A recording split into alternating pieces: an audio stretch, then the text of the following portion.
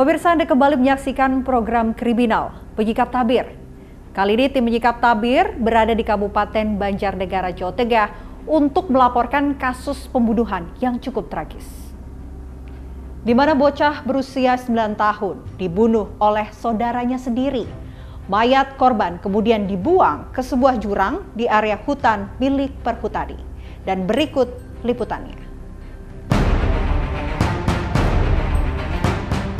Tolong Pak, carikin anak saya hilang. Saya tutupin daun-daun kering Pak, habis itu timbun tanah sedikit, habis itu tinggal Pak.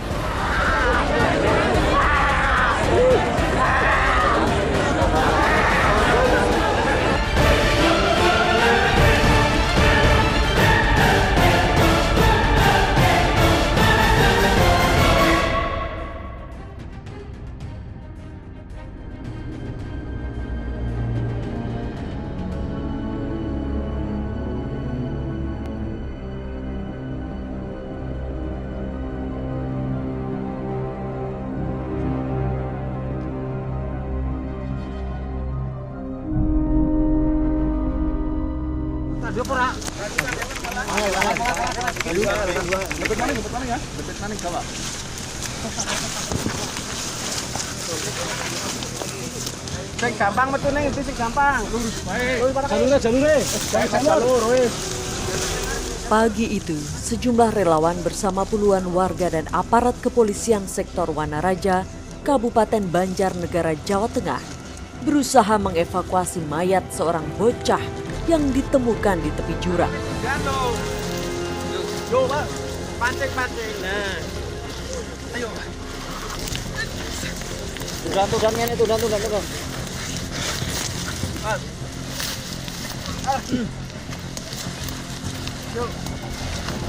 Wah, bagus. Landai. Yois, pas landai. Tubuh korban ditemukan tersangkut di ranting pohon dan tertimbun dedaunan.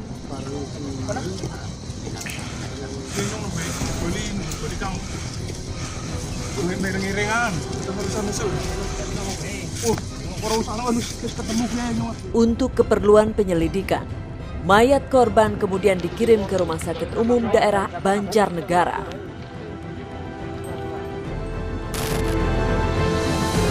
Dari hasil pemeriksaan tim medis, bocah bernasib malang tersebut merupakan korban pembunuhan. Ada bekas cekikan di lehernya dan sejumlah luka bekas sabetan senjata tajam di kepala. Dugaan ini diperkuat dengan ditemukannya golok tak jauh dari penemuan mayat. Korban bernama Rian Gilang Ramadan. Sehari sebelumnya, bocah 9 tahun yang tinggal di dusun Dukuh Pecantelan, Desa Wanaraja, Kabupaten Banjarnegara, Jawa Tengah ini dilaporkan hilang oleh orang tuanya. Kita mendapatkan informasi, yaitu tepatnya tanggal 9 Januari 2022, bahwa kita mendapatkan informasi ada seorang anak hilang. Dari informasi itulah, sehingga kami dari Polsek maupun Polres melakukan pengungkapan, yaitu mencari korban yang dinyatakan hilang oleh orang tuanya. Demikian.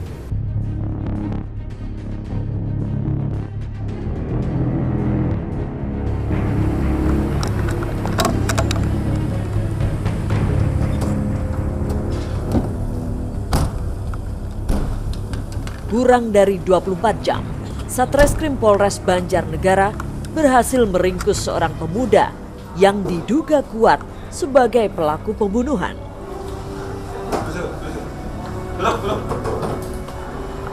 Nama siapa? Hah? Nama siapa? Wahyudi, nama pemuda ini. Ia merupakan sepupu korban. Wahyudi mengaku membuang mayat korban di hutan. Pada saat di hutan tersebut, tersangka yang kita duga mengajak korban itu Dia tidak mengakui di mana posisinya, padahal tersangka ini tahu posisinya tepatnya di mana. Dari situlah kita curiga bahwa kita lakukan integrasi kembali, ternyata dia telah membunuh korban hingga terjadi sayatan di atas kepala dengan leher. Disitulah kita melakukan pengungkapan terhadap terduga tersangka terhadap korban yang hilang tersebut. Kamu tahu nggak kejadian semalam? Hah? Apa? Hah? Pembunuhan siapa? Siapa yang bunuh? Saya, Pak. Kapan? Semalam, Pak. Tanggal berapa? Tanggal 9. Hah? Nanti. 9 Nanti. di blok Siapa yang kamu bunuh? Rian, Pak. Nanti. Rian. Siapa yang kamu bunuh? Jujur. Rian, Pak. Ya. Pak polisi tanya. Ya. Yang penting kamu jujur. Iya. Ya. Soalnya kita udah ya dari hasil penyelidikan kami ya mengarah ke kamu, tinggal kamu aja ngaku. Hah? Siapa yang kamu bunuh? Rian, Pak. Diapain sama kamu? Awalnya dicekik, Pak. Hah? Awalnya dicekik. Dicekik, terus dibacok, Pak. pakai apa? Golok, Pak. Hah? Golok. Berapa kali kau bacok? 12, Pak. Hah? 12. 12, yakin? Yakin. Yakin 12? Yakin. Hah? Yakin.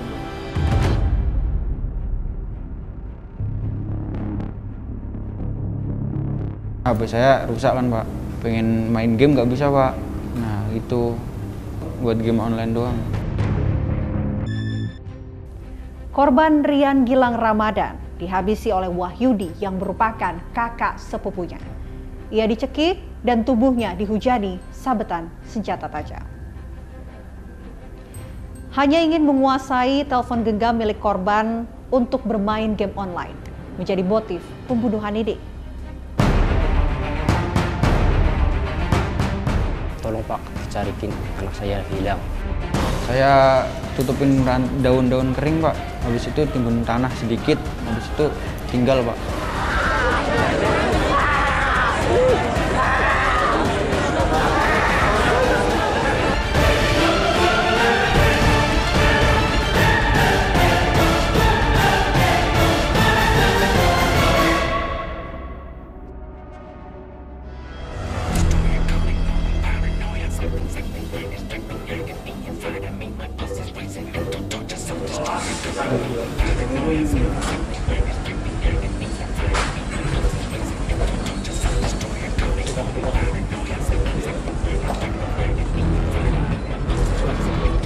Wahyudi, pemuda yang tega menghabisi nyawa Rian Gilang Ramadan sepupunya, kini ditetapkan sebagai tersangka.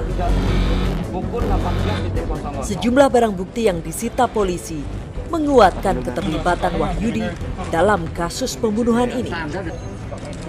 Barang bukti dari hasil pemeriksaan kita temukan satu pasang sandal jepit, kemudian makanan yang dibeli oleh tersangka yang dimakan bersama-sama, yaitu berupa makanan snack, itu ada 4 bungkus, kemudian baju daripada korban. Ini barang bukti yang kami sita dari pelaku maupun dari korban. Ini sebuah golok miliknya pelaku untuk membunuh korban. Ya, barangnya seperti ini, bisa dilihat sendiri ini. Terus berikutnya HP. Ini HP milik korban yang digan oleh pelaku mau yang dimiliki. Ini berupa HP seperti ini. Ya. Nah, berikutnya ini HP milik pelaku yang rusak.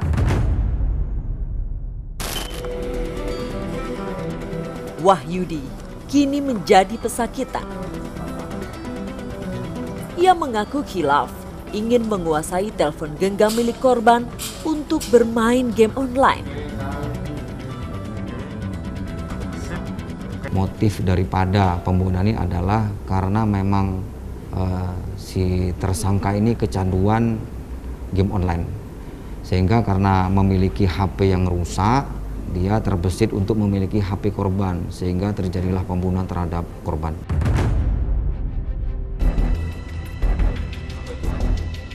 Pria yang sehari-hari bekerja serabutan ini sempat menceritakan awal mula ia melakukan perbuatan kriminalnya. Awalnya saya ke warung Pak, beli rokok. Nah udah gitu ketemu itu korban pak. Nah habis itu diajak pulang ke rumah, kan udah diajak pulang ke rumah, main game sebentar pak. Udah main game, terus diajak ke itu tempat mancing. Nah gitu, udah tempat mancing nggak jadi pak. Di tengah perjalanan nggak jadi, terus ngajak ke itu wisata. Nah udah ke wisata, di situ pak duduk di mana ya, di kayak gubuk, sebelah gubuk bawah. Nah itu makan snack pak. Nah bila udah makan snack, saya bilang ke ini korban mau ke atas sambil minum. Nah udah gitu bukannya ambil minum tapi malah ambil golok pak. Nah udah ambil golok, terus balik. Udah gitu korbannya diajak ke bawah lagi pak. Nah udah gitu di situ ngobrol dulu, kayak lihat burung gitu kan. Nah korbannya lengah baru dicekek pak. Dicekek udah pingsan baru dibacok pak. Selanjutnya, Wahyudi membuang tubuh korban ke tepi jurang. Saya tutupin daun-daun kering pak, habis itu timbun tanah sedikit, habis itu tinggal pak. Setelah melakukan pembunuhan, Wahyudi kemudian pulang ke rumah dan bersikap seperti biasa. Perbuatan kriminal Wahyudi terbongkar karena sebelumnya ada salah satu warga yang melihat ia pergi bersama korban. Terus malamnya disamperin sama warga pak, ditanya gitu.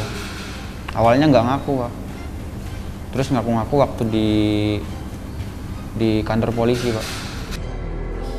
Dan inilah alasan Wahyudi menghabisi nyawa sepupunya Rian Gilang Ramadan yang masih berusia 9 tahun. HP saya rusak kan pak. Nah udah gitu, udah rusak.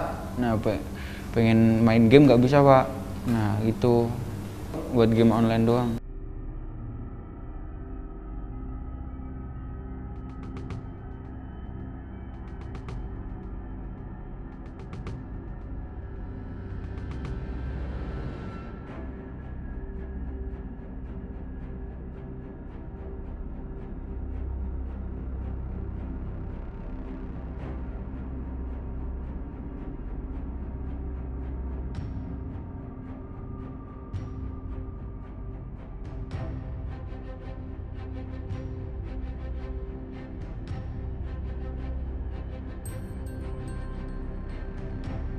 Terkait masalah Undang-Undang Perlindungan Anak, yaitu Undang-Undang RI nomor 23 tahun 2002 tentang perlindungan anak, dipidana paling lama 15 tahun. Kemudian ada pasal alternatif yaitu pembunuhan berencana, yaitu pasal 340 KUHP, dan pasal 338 yaitu ancaman 15 tahun.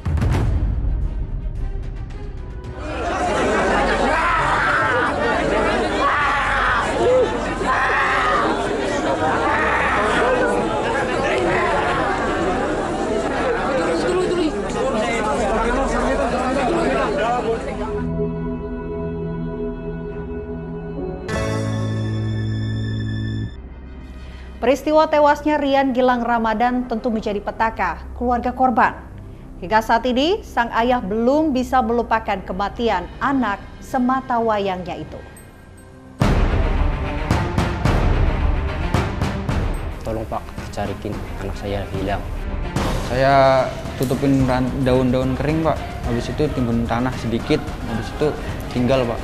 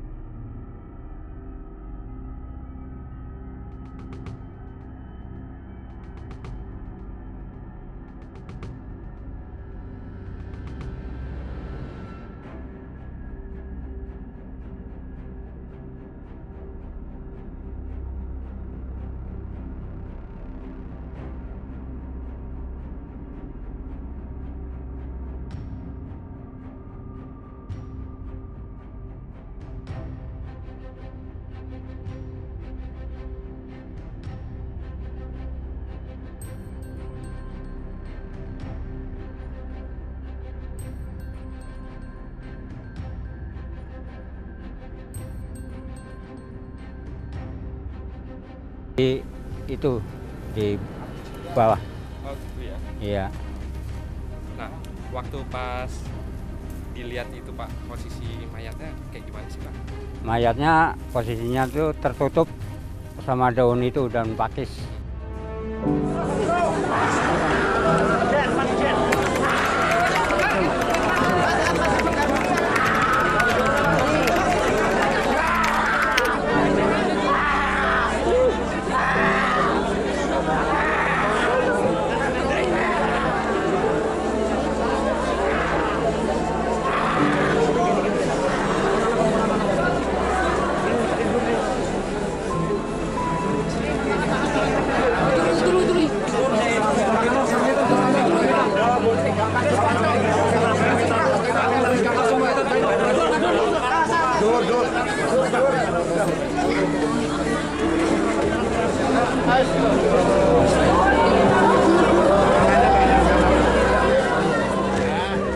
Rian Gilang Ramadan merupakan anak semata wayang pasangan suami istri Rokib dan Rohimah. Hingga saat ini, mereka sepertinya belum bisa melupakan peristiwa tragis yang dialami oleh anaknya. Kadang ada anak kecil teriak, saya keluar, kirain anak saya, malah ternyata bukan. Terus saya kata, tidak mungkin anak saya hidup lagi. Gitu, saya masuk lagi. Kepada kami, Rokib pun menceritakan awal mula anaknya hilang. Keluar, tanya mau main. Terus saya berangkat ke ladang, berangkat jam 7.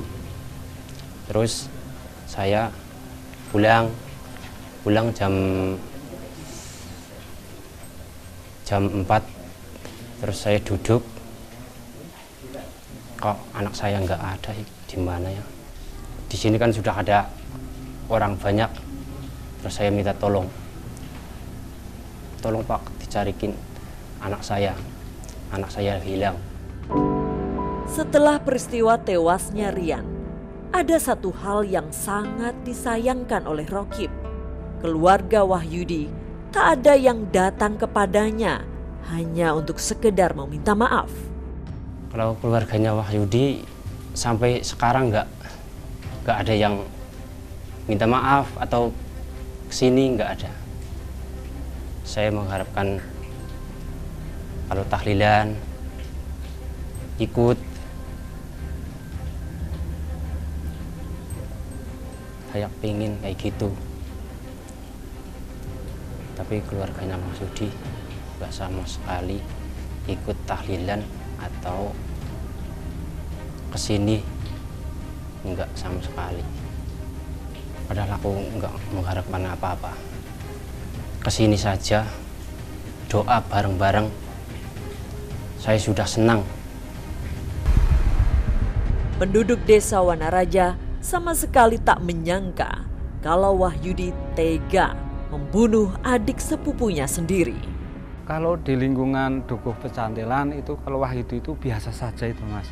Biasa gaulnya sama anak-anak kecil, biasa main game bareng, terus biasanya sehari-harinya itu mengondisikan anak-anak biasanya main bola di lapangan itu. Kaitannya dengan game online itu, kami khususnya pemerintah desa sebenarnya tidak tahu kalau khususnya di Dukuh Pecantilan itu jaringan wifi itu sudah banyak. Tapi setelah terjadi seperti ini, Dukuh Pecantilan itu luar biasa dengan kaitannya dengan komunikasi. Wifi sudah di mana-mana. Akhirnya anak-anak kecil-kecil di Dukuh Pecantilan kaitannya dengan game online itu sangat luar biasa, Mas. Kini Wahyudi menghabiskan hari-harinya dari balik jeruji besi penjara. Rasa sesal sudah tak ada artinya lagi. Sungguh miris, kasus kriminal yang dipicu akibat game online ternyata sudah sering terjadi. Berdasarkan catatan kami, sepanjang tahun 2021 hingga 2022 ini sedikitnya ada 7 kasus. Yang paling anyar, kasus yang terjadi di Banjarnegara, Jawa Tengah.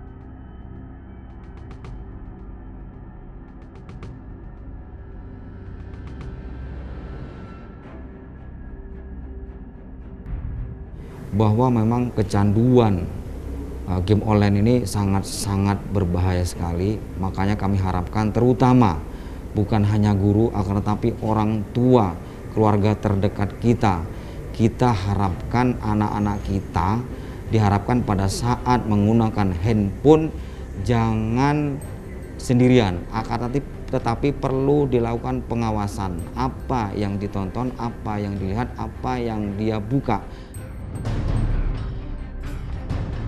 Jaga anak-anak Anda, jangan sampai candu game online menjadi petaka keluarga.